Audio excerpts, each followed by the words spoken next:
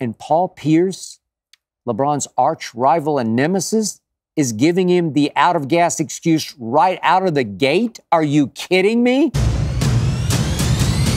I'm relentless. Can you feel this? I'm going all in. It's time to cash in. One moment in time, let's get at this. Be tremendous. Relentless. I'm relentless.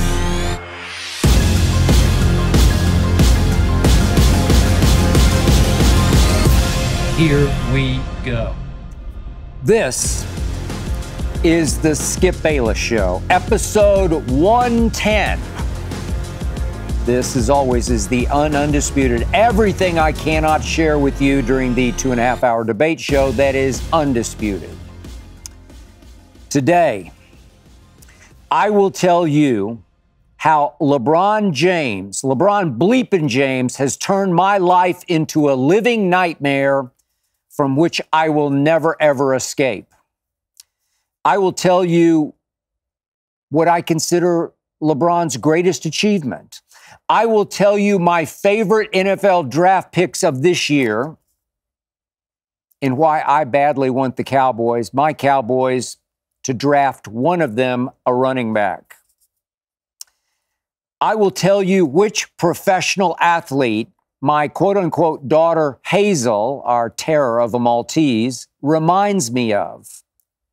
And finally, I will answer my all-time favorite question that you have asked me. Have I ever had the hiccups on air? It's a great one. But first up, as always, it is not to be skipped. I often feel like I'm stuck in a Twilight Zone episode. Now, you very possibly don't remember the old TV show, The Twilight Zone, unless maybe you've seen the reruns. Maybe you've caught some of the recurring Twilight Zones that they've tried to recreate. But The Twilight Zone was a breakthrough television show from 1959 to 1964. It was the brainchild of a genius named Rod Serling, who put human beings into disturbingly inexplicable situations and circumstances that became inescapably terrifying for said humans. I am stuck in a world that's filled with seemingly sane humans who are incapable of seeing what I've seen from the start with LeBron James. That he isn't even remotely the Michael Jeffrey Jordan that he immediately declared himself to be. I remind you, at age 18 coming out of high school, St. Vincent St. Mary's, Akron, Ohio, LeBron had Chosen One tattooed across his shoulders and back. I remind you, LeBron chose to wear Jordan's number, the original 23, and also chose to adopt or steal or carry on Michael's pregame press row powder toss. He did that. I didn't do it. He did that. Chose to do that. LeBron Raymond James announced to the world, coming out of high school, I am your next Jordan. I didn't announce that. LeBron announced that. Yet he soon began to reveal himself to be anything but that. Michael Jordan, trust me on this, the Jordan I got to know during the Last Dance season, 1998 in Chicago, when I was the lead columnist for the Chicago Tribune, that Michael Jordan was the coldest-blooded basketball killer I've ever been around, ever closely studied, ever even known from a distance. You can throw in football, baseball, hockey, throw it in, whatever it is. Never been anything like that, Jordan. LeBron is so gifted, 6'9", 270 pounds. LeBron is such a nice guy. Yet LeBron was born without a clutch gene. LeBron was born without a closer gene. LeBron was flawed from the start. As great as he has been, he was clearly, utterly flawed from the start. LeBron James is simply too nice a guy to be Jordan, who was not the nicest guy. I liked him, but when it came to killing on the basketball court, never been anything like him. Force of nature. So we began to see LeBron's meltdowns, his epic fails. We saw it in his final playoff run, his first go-around in Cleveland against the Boston Celtics in 2010 in games 4, 5, and 6. His owner, Dan Gilbert, soon accused him of quitting in games 4, 5, and 6. Quitting. And his camp had to plant a story at ESPN, where I was working at the time, that LeBron had to be sedated before each game 4, 5, and 6 because of an issue he was having off the court with a teammate. Sedated. Can you imagine Michael Jordan ever being accused by an owner of quitting, ever needing to be sedated before huge playoff games? Obviously not. Then you remember that first NBA Finals with the Heatles against the Mavericks. 2011, remember games 4, 5, and 6? The chosen one became the frozen one. I shrugged and said, well, I'm not surprised. I could have told you so. I actually did tell you so.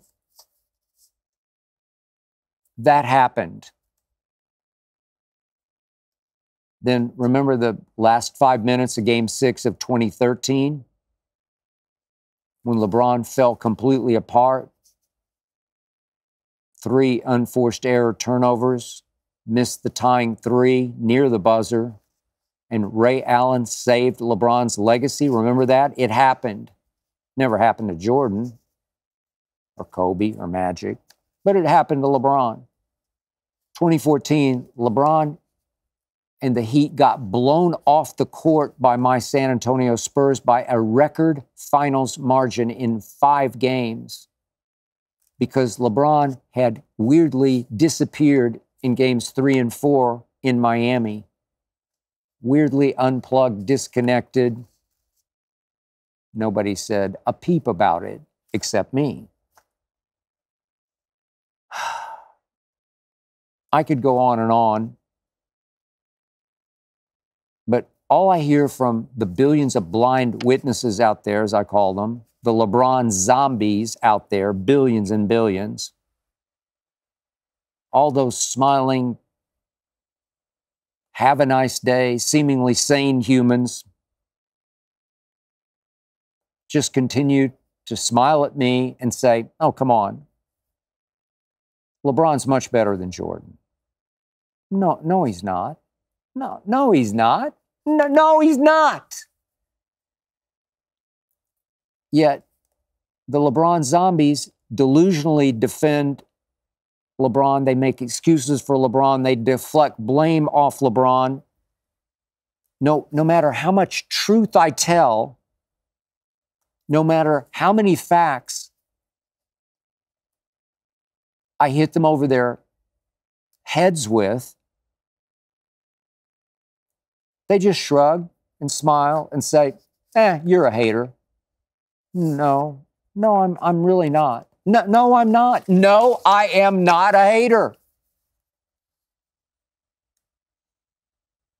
I'm just stuck in one long, endless Twilight Zone episode in which only I can see and speak the truth that falls on deaf ears. Let's fast forward to last year's Western Conference Final, shall we? 4 straight times, the Los Angeles Lakers were right there with the eventual champion Denver Nuggets in the fourth quarter, right there. And 4 times they lost, in largest part because LeBron bleeping James in those 4 fourth quarters combined shot 7 of 23. He missed 16 of 23 fourth quarter shots. In those 4 fourth quarters combined, he went 1 of 10 from 3.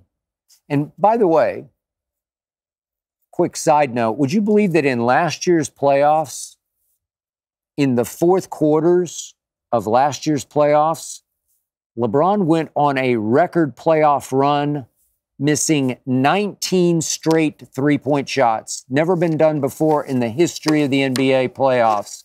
LeBron James missed 19 straight fourth quarter threes. He did that. I'm not making it up. I'm not exaggerating.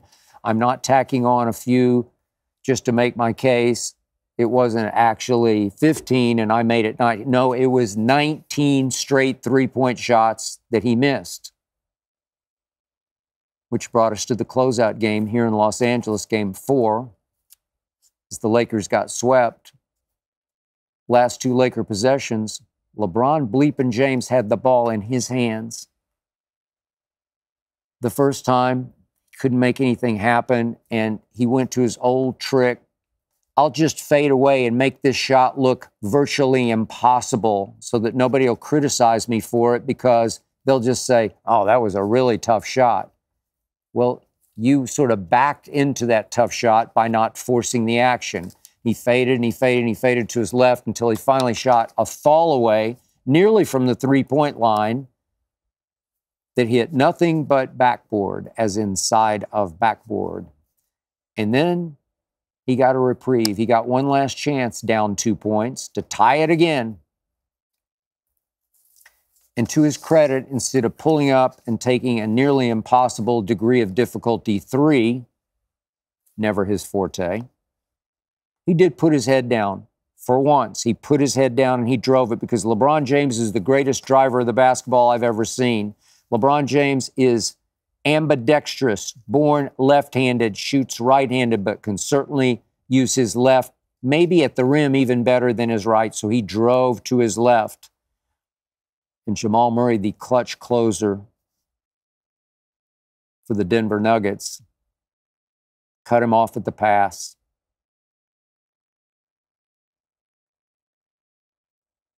Jumped the route. Got 2 hands on the basketball, making it very difficult for LeBron to get the ball up through Jamal's hands into shooting position with Aaron Gordon hounding him on his right side. And when he did get it up, Aaron Gordon easily blocked it, and that's the way that playoff series ended, in a sweep for the Denver Nuggets after the Los Angeles Lakers, featuring LeBron bleeping James, had 4 chances to win it in the fourth quarter and came up empty 4 straight times. All I heard from the apologists, the defenders, the blame deflectors, the LeBron zombies was, oh, obviously he ran out of gas. He ran out of gas? I mean, he's 38, not 68. He spends, what, $2 million a year keeping himself in shape. He's the best conditioned athlete in the world, and he ran out of gas? That's impossible. Oh, but the LeBron zombies told me his foot was still bothering him. He had a tendon issue in his foot, you see. His foot looked perfectly fine in the first round against Memphis. He was great in that series. It looked perfectly fine in the second round against the Golden State Warriors. He was very good in that series. Huh. No, I said, LeBron was just choking his guts out in the fourth quarters of the conference finals against the Nuggets. Choking his guts out. The LeBron zombies looked at me like I should have been committed, like the ambulance should come right now and the attendants should strap a straitjacket on me and take me to the asylum and lock me away out of reach of sharp objects so I could not harm myself. I am stuck in the Twilight Zone. Now, fast forward to this year's Game 1 at Denver. First round. Lakers had a 12-point lead in the second quarter. Lakers look like the better team. Interesting. But they blew that lead, predictably, and they fell behind. But then they battled back. Austin Reeves, best closer candidate this team has. He made a couple shots in the fourth quarter, and all of a sudden you look up and you say, it's a game.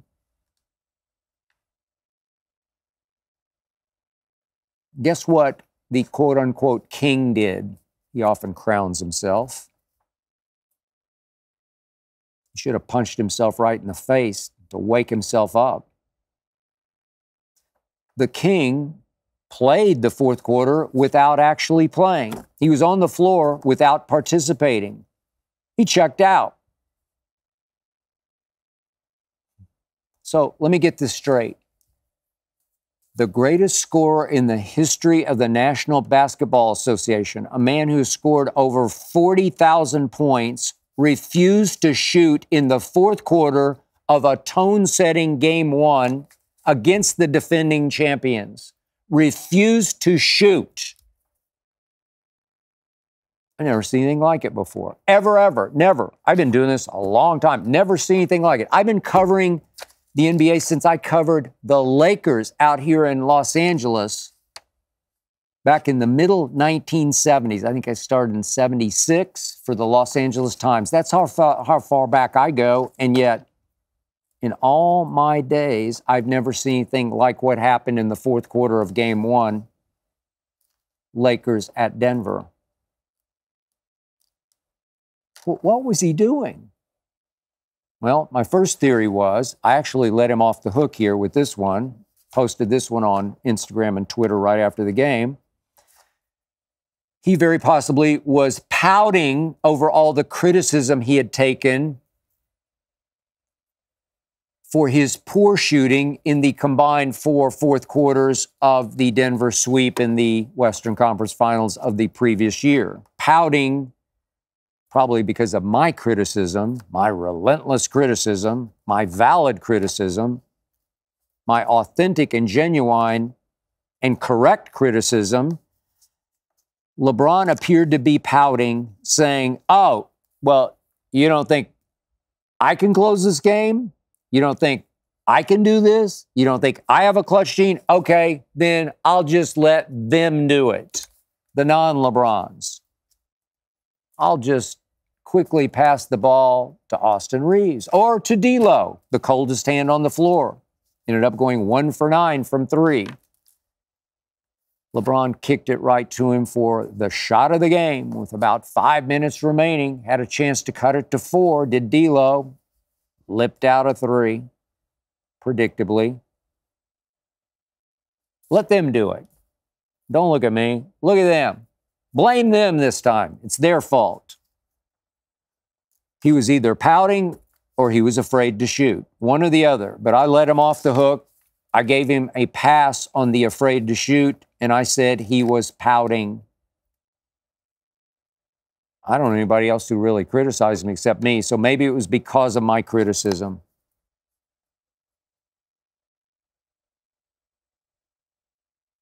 Would you believe the first basket LeBron James made in that game came long after the game was decided, in the final seconds of the game?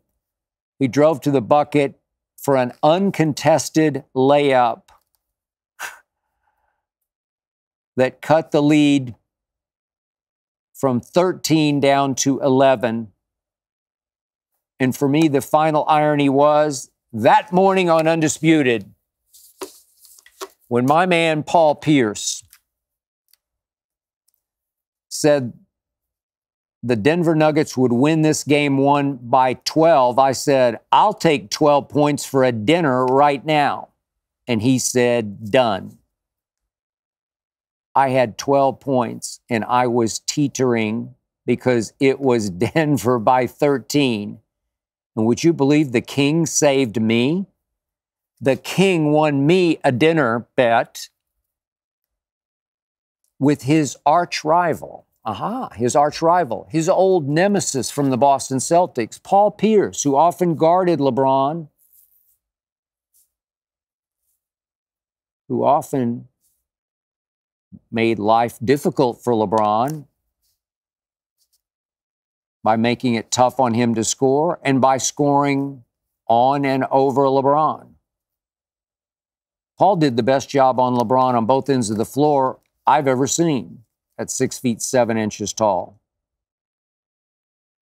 Is it possible that LeBron James, with the highest IQ in basketball, arguably the highest in the history of the sport, beyond Magic or Jason Kidd or John Stockton, or we could go on, is it possible he has the highest? It's very possible. Is it possible that that IQ kicked in the waning moments of game 1? To the point that LeBron said to himself, I can't let Paul Pierce win a dinner bet because of me after I quit on my team in the fourth quarter. I can't let him win. I got to do this. And he attacked and he scored and he cut the final margin to 11. Thank you very much. And if I can invoke Zeke, I eat again. Actually won 2 dinner bets from Paul Pierce this week. Just as I've won, I think I'm up 5 dinners on Keyshawn Johnson, but I digress. Now, speaking of Paul Pierce, would you believe that the next morning on Undisputed that even Paul Pierce went LeBron zombie on me? Even Paul Pierce said, oh, well, in the fourth quarter, LeBron obviously ran out of gas. Paul Pierce said that on Undisputed. LeBron ran out of gas in the fourth quarter because of the altitude, the mile-high altitude in Denver, Colorado. Paul, it's game 1 of the playoffs. Keyshawn Johnson's point again and again and again leading up to the playoffs was, as a lifelong Laker fan, he wanted Denver first, not last in the conference playoffs. He wanted them first so that LeBron would be the healthiest and the freshest he could be. And Paul Pierce, LeBron's arch rival and nemesis, is giving him the out-of-gas excuse right out of the gate? Are you kidding me? I could only laugh. Stuck in the Twilight Zone. LeBron said going into these playoffs that he was much healthier than he was a year ago. LeBron got the break of the year when Zion Williamson had the Lakers on the ropes in the first play-in game in New Orleans and somehow pulled his hamstring with 3 minutes to go. Somehow pulled his hamstring. No pull, no hope for the Lakers. Lakers get sent back to LA to have to deal with the Kings, who had beaten them 8 of the last 9 times. What a break. No, I made it clear going in, no more out-of-gas excuse for LeBron. This year, he's healthy, he's rested, he's ready. Think about this. LeBron James refused to shoot in the fourth quarter of a tone-setting Game 1 against the defending champ. Can you imagine Michael Jordan doing that? No, obviously you can't. Magic Johnson? No, obviously not. Kobe Bean Bryant? Please don't get me started. LeBron James has always been, will always be a thin-skinned diva. LeBron James is mentally fragile, has been from the start. That fourth quarter alone should have disqualified LeBron James from ever sharing the same sentence with Michael Jordan ever again. Should have disqualified him forever. Never again can you share the same sentence with Michael Jordan after that display in that fourth quarter. I mean, hashtag strive for greatness?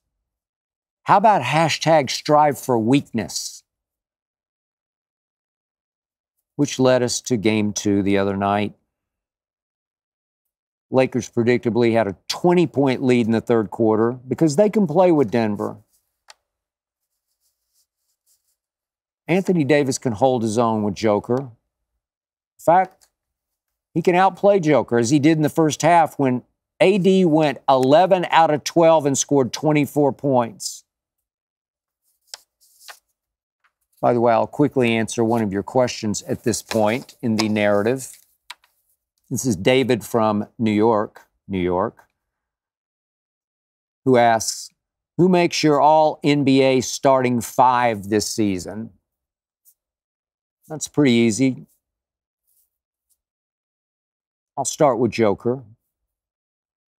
I'll go to my MVP, maybe because I'm from Oklahoma City, but my MVP, Shai Gilgeous-Alexander. Luka is definitely on my starting five and is my most improved player. He's gotten so much better on defense, so much better from three, so much better from the free throw line. Luka got in the lab through that last offseason. And finally, I have to reward somebody from the best team through the regular season. That would be Jason Tatum. Not sold on him in the postseason, but regular, yes. And my final spot goes to a Laker named Anthony Davis. Anthony Davis is definitely a top five player and proved it all season very long. My point being, you can't tell me that LeBron doesn't have enough help. How many times have I heard that from the LeBron zombies?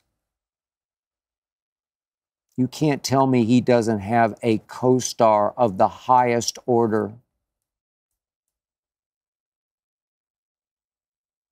who too often has become a partner in fourth quarter crime. Lakers in Game 2 had a 10-point lead going to the fourth. And guess what? LeBron James played a stretch of all-time great playoff basketball. He made back-to-back threes mid-fourth quarter. He attacked the basket, made a couple of driving layups. He stole the ball from Jamal Murray and dunked on Jamal Murray. That dunk gave the Lakers an 8-point lead with 6 minutes to go. And LeBron James could not get that game home. Would Jordan? Sure he would have. Magic, Kobe, Larry Bird, you better believe they would have gotten that game home. Anthony Davis managed one shot in the entire fourth quarter of Game 2. One shot, which he missed. That's LeBron's fault. He's the point guard. He's the orchestrator. He's the player coach. He's still the best passer in all of basketball. But he has no closer gene. Never has, never will. He has no real sense of how to get that game home, one way or the other. LeBron is unable to impose his will on a game of this magnitude of a team of this caliber. Is he better than Jamal Murray? Sure he is. Even now at 39, he's better than Jamal. I would take him over Jamal Murray for the duration of the season, for most playoff moments, but not this moment. Magic Johnson, would he have gotten that game on? Well, sure he would have. He just would figure out where the ball needed to go, who needed to shoot it, what needed to happen when it needed to happen, not LeBron. So, predictably, the game came down to LeBron with a late, subtle push-off of his former teammate, KCP, creating, voila,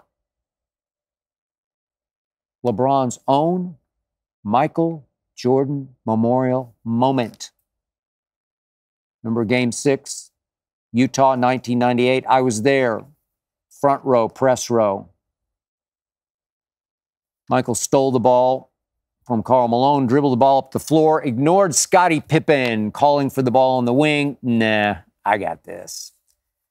Little push-off of Brian Russell. He rose just beyond the free throw line and stroked home the prettiest jumper I've ever seen. Nothing but net, held the pose. I still have the picture shot from the far end of the floor of the faces of the Utah Jazz fans behind the basket on that end of the floor, the horrified looks. That was their Twilight Zone moment. He had done it to them again as the Bulls closed out the Utah Jazz, Karl Malone and John Stockton, in 6 games. LeBron James wound up with a wide open, unguarded, uncontested three-point shot, a veritable free throw from the three-point line. And he missed it. Just a little short, a little left. Would MJ have made that shot? You know he would have. Would Kobe? You better believe he would have. You just know it, and I just know it. LeBron has no clutch gene. That was a legacy shot, and he missed it because that's what he always does. He's made a few walk-offs here and there because he's played 21 bleeping NBA seasons. He's on pace, on course to play more minutes than anybody in the history of basketball ever has. And of course, Jamal Murray, who's everything LeBron could fantasize about being as a closer. He went down and clutch-gened LeBron and the Lakers with a fall away over the outstretched long arm of the law of Anthony Davis, a top 5 player. Nothing but net. Nothing but heartache for LeBron and the Lakers, falling down 0-2 when they very easily could be up 2-0 in this series. By the way, I tried to ask on Undisputed, why didn't LeBron fight through the pick, the Joker pick, and just go hell-bent on blanketing Jamal Murray, who's 6'4" to LeBron's 6'9"? LeBron's highly capable of doing that if he picks his spot, and that was the spot. But LeBron didn't even try. He faded back quickly, let AD take him. And that was that. When I brought that up on Undisputed, those across the table from me looked at me like I had 3 eyes. That's 6 straight fourth quarters in which LeBron bleepin' James has failed epically against the Nuggets.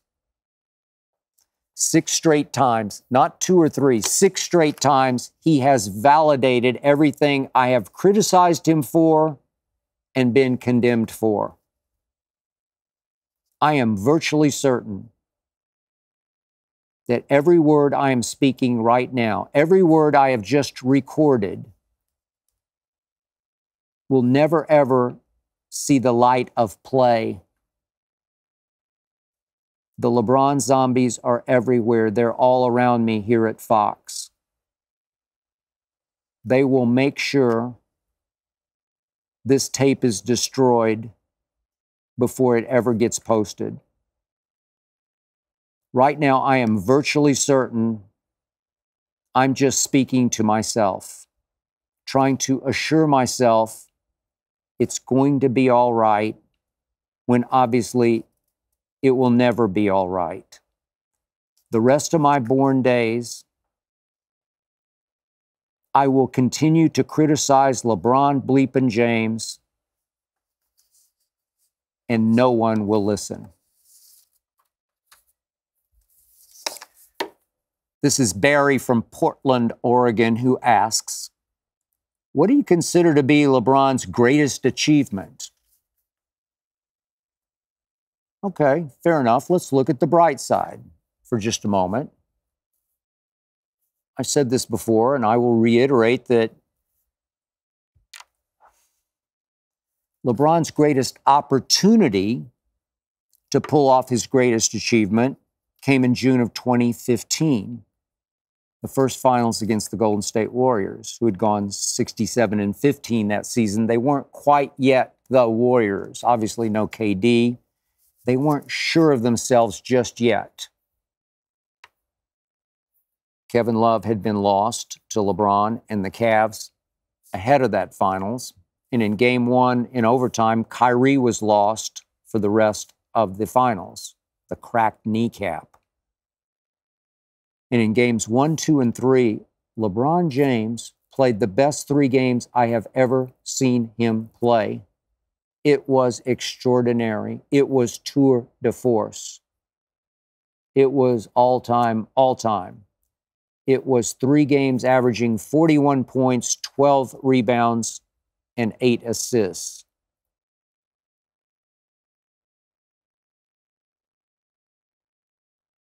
It was special. And there we were. I was there in Cleveland for Game 4 in LeBron's house, and I went to the arena thinking, this is it. Now he can start making his Jordan case. Because if he beats this Golden State team that was the best team during the regular season, without Kevin Love and without Kyrie, that's an achievement. And that night in Game 4, after Steve Kerr made the switch of Andre Iguodala to the starting lineup to guard LeBron and make LeBron work on defense, LeBron that night went 7 for 22, 1 of 4 from 3, 5 of 10 from the free throw line, as Golden State won the game and seized momentum in the series, 103-82. That was it for those Cavs. That was it for LeBron. Iguodala, believe it or not, was the MVP of those finals. So now I got to go bigger picture to go greatest achievement. This is just me. The greatest achievement for LeBron James is, for me, the sport's 9th wonder of the world. Somehow, LeBron James broke the NBA's all-time scoring record, previously held by Kareem Abdul-Jabbar, while being a poor shooter. He broke the all-time record while being a poor shooter, at least by star standards. LeBron James has now scored more than 40,000 points while being a pretty sorry three-point and free throw shooter. Career from the three-point line, LeBron is 34.8%. Of all active players, that ranks 232nd. 232nd of active players at 34.8%. That's pretty awful. From the free throw line, LeBron career has averaged 73.6%. of all active players right now in the NBA, that ranks 189th. That's pretty pathetic. Yet that same guy is such a great basket attacker, such a great scorer of the basketball, that he broke Kareem's record while shooting poorly. That's impossibly hard to do, but he pulled it off. Just doing a little quick math. If he had just shot, let's go up to 38% from three instead of 34.8. Let's go up to 38, make him sort of average. Then he would have scored from three 216 more points. And then let's do free throws. Let's go up to what Jordan did career-wise, 84% from 74. Let's give him 84%. That would have been an extra 839 free throws. So LeBron at this point would have about 1,000 more points if he had been even an average shooter from three in the free throw line. To me, that is a mind-bogglingly great achievement. This is Jackson from Massachusetts. How did you come up with your caption that you used on your Friday photo with your Jordans? Appreciate that question, Jackson. So, on the fly, the very first Friday morning, I was on Instagram about probably 12 minutes before the start of Undisputed, clock ticking. I pretty frantically typed off the top of my head into my phone, "I can't lose in these shoes." And then all caps, MJ forever. And against deadline, on the fly, I posted a picture of the Jordans I had chosen to wear on the show that day, posted it on Instagram, and then subsequently on Twitter. I guess it was a couple, 3 years later, one of our show fans had referred to me somewhere, somebody saw it on the internet somewhere, had referred to me as Drip Bayless, D-R-I-P, Drip Bayless instead of Skip, of course. And so when I began wearing my Wayne chain that my brother Lil Wayne had bestowed upon me, when I started wearing it on Fridays, I then added the line, hashtag Drip Bayless. But the "I can't lose in these shoes" just spilled out of me that first morning on deadline. I was inspired, staring down at my Jordans. The truth is, I have never lost in those shoes. All right, quickly, in honor of this NFL draft, I'm going to give you my 5 favorite draft picks that I will be listening for, watching for, to see where they land. I'll start with my favorite quarterback. It's Caleb Williams. He did start at the school that I grew up loving, living for, University of Oklahoma, with stinking Lincoln Riley, who then left and dragged Caleb out to Hollywood, where he did win the Heisman for USC. But I'm still sold. I've watched every snap he's taken in 3 years of college football. He just has it. Rare playmaker and leader. Caleb Williams is just a little better than Jaden Daniels. I'm not saying Caleb's Hall of Fame bound. I won't even go to Pro Bowl. I'm just saying, given this crop of quarterbacks, I just watch television, but I watch a lot of television. I'll take Caleb over Jaden and over Drake May, who I occasionally call Drake Maybe, and over J.J. McCarthy, who I will actually take over Drake Maybe. But I'll take Caleb first, and I'll beat you. At receiver, there are so many great wideout possibilities, starting with, obviously, Marvin Harrison Jr. But my favorite, if I really want to beat you, if I want to go win a championship, I'm going Brock Bowers. What an explosive run after catch athlete. He runs furiously with the ball after he catches it, and he catches everything he gets his hands on. Georgia had so much talent, and Georgia featured Brock Bowers. I'll beat you with Brock Bowers. I would take him over any of the top wideouts. I'll throw the ball to him, and I'll win.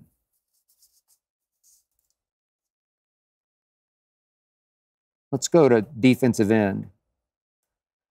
I'm just watching television, but I watched maybe the best game of the year, Colorado State at Colorado. Wound up 43-35, Colorado Buffaloes, Deion's team, 2 overtimes. And a pass rusher jumped off my screen. Mohamed Kamara. He just jumped off my screen, and subsequently, as I watched Colorado State here and there, he jumped off my screen. He plays with such force and physicality and drive. I want that guy rushing the passer for my team. My wild card, you could play him at nickel corner, weak side linebacker. Played for Jim Harbaugh at Michigan. Every time I turned on a Michigan game, Mike Sainristil jumped off my screen. He measures all of 5'9", 182 pounds, and I want him on my team. He ran 4.47 in the 40. Not great, but not bad. All I know is every time I looked up in big games, he was around the football, making plays. He is the next Honey Badger. By the way, Honey Badger was 5'9", 190, right there in the same ballpark. Ran the same sort of time. Biggest games, national semifinal, national final. 2 best games Mike Sainristil played were against Alabama and Washington. National championship game, he had an 81-yard interception return. During the year, he had 2 pick sixes. He just gets his hand on the football. He catches the football. He dislodges the football. He tackles the guy with the football. I want him on my team. And finally, my favorite running back also played for Michigan. This is the running back I want my Dallas Cowboys to draft in the 2nd round, Blake Corum.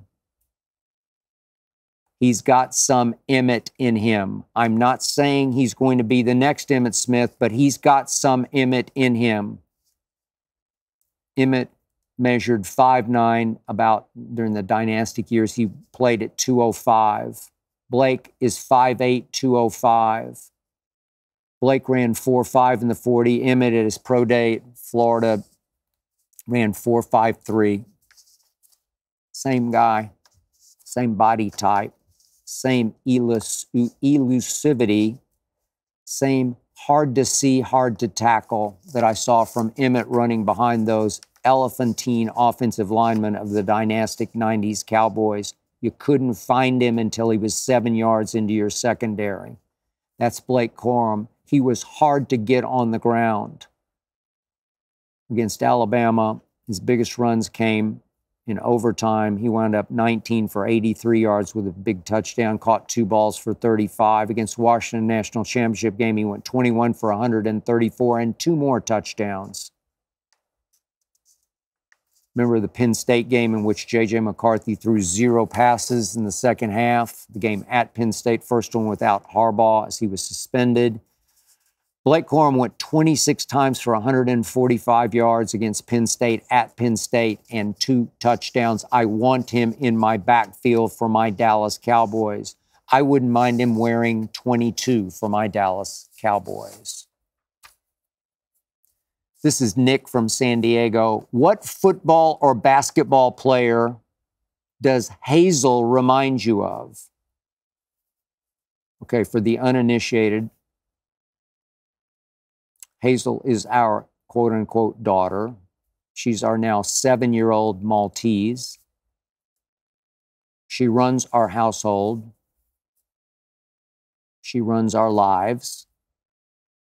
She dominates. And she is the light of my life. But she is a terror. And it didn't take me long to decide the player who has most reminded me of Hazel was young Chris Paul, CP3, back in the day, back when he played in New Orleans as a Hornet, when he was a Hornet. This is back in 2008. I remember him against my San Antonio Spurs in the playoffs. Took them all the way to 7 games, which they had to win a game 7 at New Orleans. Back in the day that Lil Wayne and CP3 became brothers, living in the same apartment building, condo building.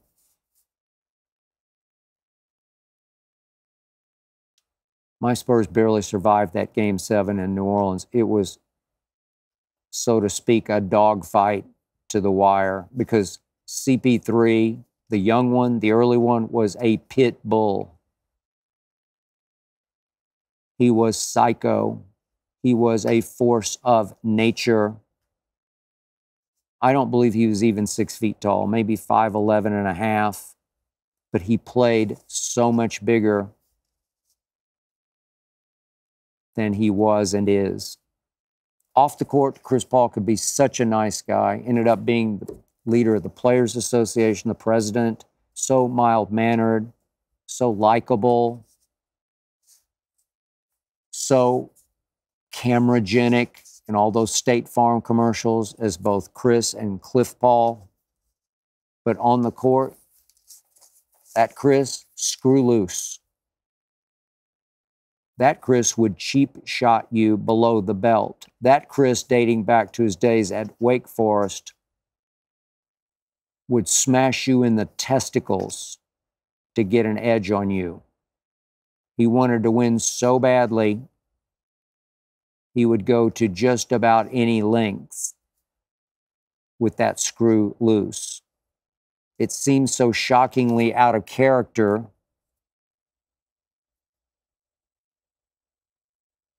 But the more I watch Chris Paul play in big playoff games, the more I realize that is in character. That's who he is.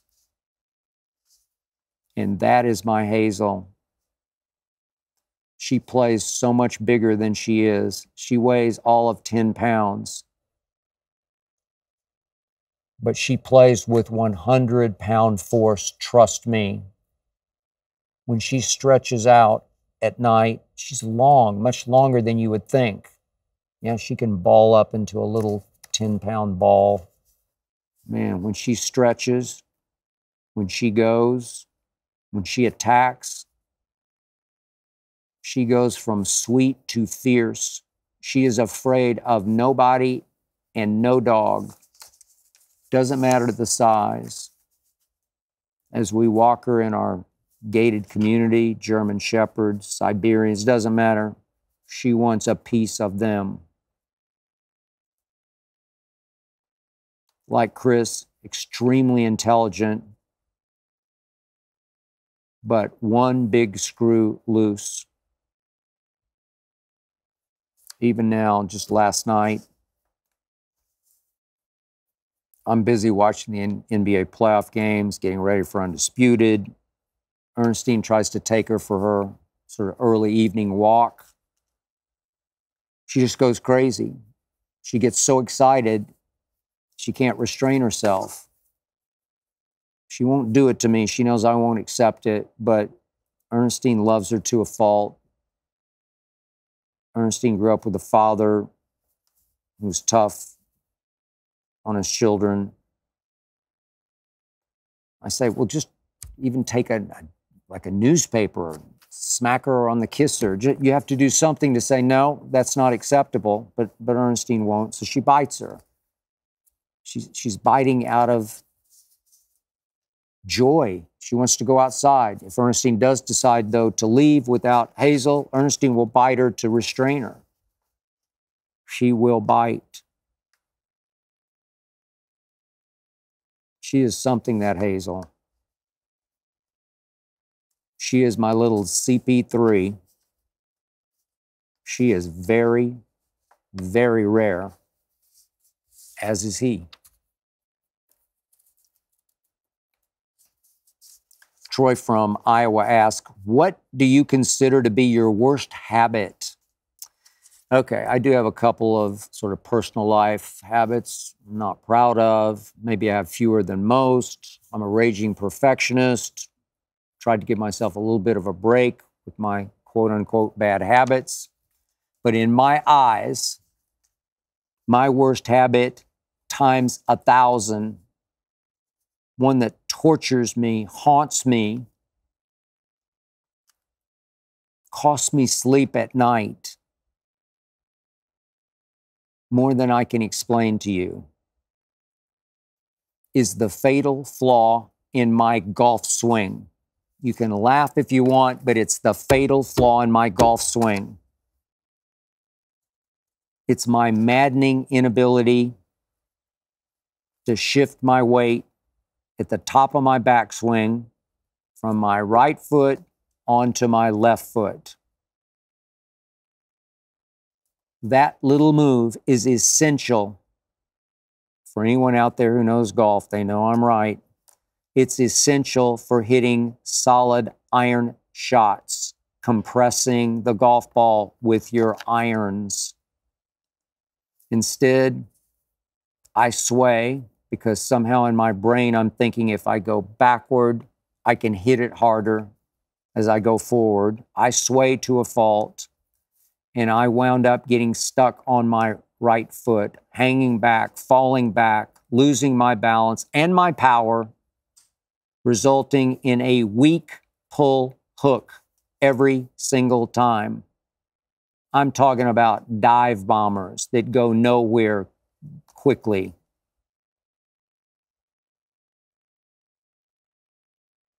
If I pause at the top of my swing, if you know Matsuyama, former Masters winner, if I can pause the way he does, even though the pause in my head is 5 minutes and it's actually like half a second, but if I can pause like that, like he does, remotely like he does, then I can get everything back in motion and I can get most of my weight over onto my left foot. But I'm always in too big a hurry. I can do it on the practice range, but when I go to the golf course, I panic under any kind of pressure, playing for any kind of money, I panic. I'm too quick from the top, and when I'm quick, I'm lost. The only way I can defeat this horrible habit of mine is to start with all of my weight on my left foot. And it's awkward for me, but I can sort of will it away if I start with every bit of my weight in my head on my left foot. I can be a little better with my driver because if you know golf, you're hitting up on the ball that's teed up. So it actually benefits me to a degree to hang back a little bit and to hit up on the ball. But even that, even with my driver, if I fall back, I'm dead. It's going nowhere quickly. It's going left rough, left water, left disaster. Remember, I'm self-taught from the start. I was a baseball player, a basketball player. We didn't have much money. I didn't have the proper equipment. I didn't have lessons. I taught myself. I have pretty good hand-eye coordination. But slowly but surely, this demon has gotten a hold of my psyche, a demon I just can't defeat. I've ingrained it in my head so badly I took a lesson about 3 weeks ago from Tanya at Brentwood Country Club. She's one of the top instructors in the country. Just took one lesson just to see if she would confirm my deepest, darkest fears, and she did immediately. You can't, you can't, you can't. I said, I know, I know, I know. She said, you just got to work on it. You just got to pause at the top, and you have to move your head forward to get all your weight going in the proper direction. I'm a pretty good chipper. I can get really hot with my putter. I can always shoot around 85 at where I play at Brentwood. It doesn't fit my eye very well. It's a hard golf course for me. But even though I have 5% body fat, I have a weight problem, as in a W-A-I-T problem. I just can't wait at the top of my backswing. It bit me again just the other day. After Undisputed, I ran out. The course was open. I had just enough time to play 9 holes. Played the front 9 at Brentwood. Number 9 is the only hole on the golf course with water on it, and it's a big pond to the left of the green and just short of the green. It's a hard hole for me because it doesn't fit my eye, and I hook the ball. It's hard off the tee. It's a short hole, but very tight. Big stand of trees down the right side, huge, gaping, yawning bunker down the left side. So usually I have no choice but to just hit it in the sand off the tee because that's about the best I can do. But the other day I'm playing my 9, playing pretty well. Managed to hold off just long enough with my driver that I just missed the fairway bunker to the left. So I'm about a yard onto the fairway, just enough that I got a pretty good stance, but I'm looking right down the mouth of the water. It's a short hole. I had 126 yards to the flag, which is straight over the water. And I'm fighting my demon, and I'm fighting my demon. And I'm saying, okay, I'm going to do this. I'm going to open way up at the top of my swing, open the club up so I can sort of cut across it and try to fade the ball. I want to do everything but hook it. I say, do this, do this, do this, do this. And you know, and I know exactly what I did. I snap hooked it right in the water, and I lost sleep over it because my demon, my worst habit in the history of my life, has a hold of my psyche and will not let go. Final question is from Brant from Eugene, Oregon. Have you ever had the hiccups on the air? What a bizarrely great question, Brant from Eugene. No one's ever asked me that in all my career. Never even thought about having hiccups on the air. I occasionally do get hiccups when I eat too quickly, but I'm usually able to defeat my hiccups fairly quickly by just holding my breath. Ernestine's father, second mention of him in this show, would get hiccups so badly he had to be hospitalized a couple of times to defeat them. I guess if you did get hiccups on the air, it would be funny for a little while, first couple of hiccups, but I'm pretty sure the audience would quickly turn the station annoyed.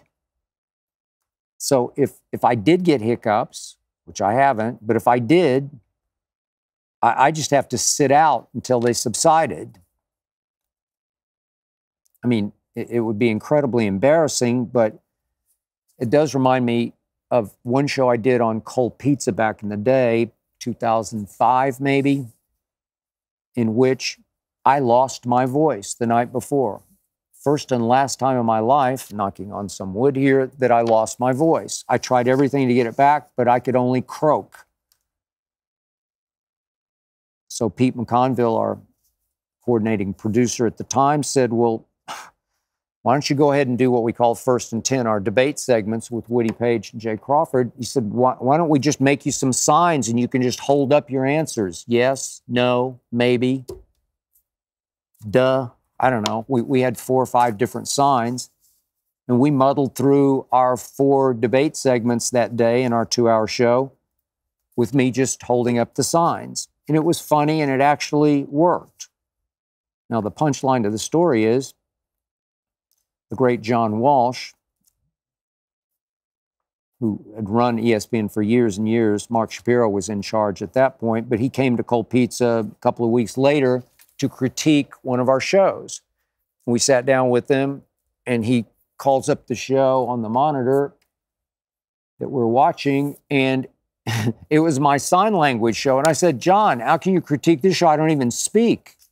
And he said, oh, well, I thought it'd be interesting to see if we could critique whether this worked. And John did think it worked. But I didn't have the hiccups. I just didn't have a voice. So, Brant, please tell me you haven't now officially jinxed me into getting the hiccups tomorrow. I'm trying to stay away. I'm trying to swear off jinxes, but please tell me you didn't send me this question just to jinx me into getting hiccups tomorrow. That is it for episode 110. Thank you for listening and or watching. Thanks to Jonathan Berger and his all-pro team for making this show go. Thanks to Tyler Korn for producing. Please remember, Undisputed every weekday, 9:30 to noon Eastern. The Skip Bayless Show every week.